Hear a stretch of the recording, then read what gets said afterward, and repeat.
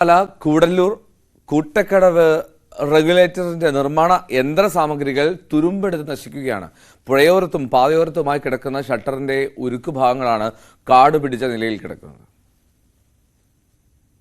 തൃത്താല കൂടല്ലൂരിൽ ഭാരതപ്പുഴയിലെ കൂട്ടക്കടവിൽ നിർമ്മിക്കുന്ന റെഗുലേറ്ററിന്റെ നിർമ്മാണ സാമഗ്രികളാണ് അധികൃതരുടെ അനാസ്ഥ മൂലം തുരുമ്പെടുത്ത് നശിക്കുന്നത്. ആദ്യ കരാറുകാർ വർഷങ്ങൾക്ക് മുൻപെത്തിച്ച ഷട്ടറിന്റെ ഉരുക്കുഭാഗങ്ങളാണ് കാടുപിടിച്ച നിലയിലുള്ളത്. കൂടല്ലൂർ തൃത്താല റോഡരികിൽ ഒന്നിനു മുകളിൽ ഒന്നായി കൂട്ടിയിട്ട നിർമ്മാണ സാമഗ്രികൾ മുഴുവനും കാടുകയറി. 20 സ്പാനുകളും ഷട്ടറുകളുമായി 270 മീറ്റർ നീളത്തിലുള്ള റെഗുലേറ്ററിന്റെ സാമഗ്രികളാണിവ. കാട് കയറിയ ഇവിടം ഇഴജന്തുക്കളുടെ താവളമാണിപ്പോൾ. തൃത്താല കുമ്പിടി റോഡരികിലാണ് ഇവ കൂട്ടിയിട്ടിരിക്കുന്നത്.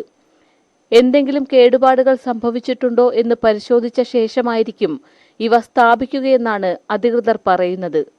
അതേസമയം കൂടല്ലൂർ കൂട്ടക്കടവ് റെഗുലേറ്റർ നിർമ്മാണ പ്രവൃത്തികൾ ദ്രുതഗതിയിൽ പുരോഗമിക്കുകയാണ്.